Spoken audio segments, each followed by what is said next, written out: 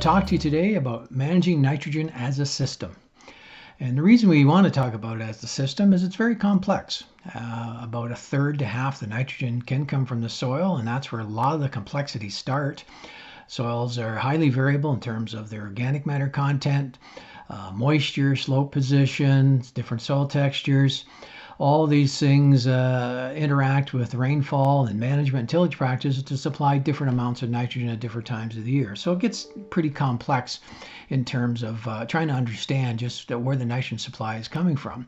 So to help us understand the complexities, I've got a series of about some 20 questions here. I'm going to start on some today, and we're going to do a series of videos on managing nitrogen. So first question I have is just how do we do a nitrogen recommendation? Are we working on habit, stuff we do every year? Are we looking at yield goals and making adjustments by some factor, pounds of N per bushel?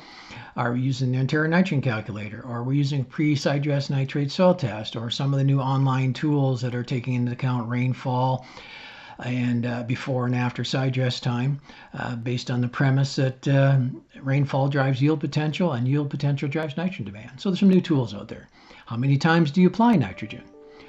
Do you take N credits from previous crops, such as forage legumes, red clover, peas, for example, sweet corn residue? All those things do supply or have an influence on nitrogen supply.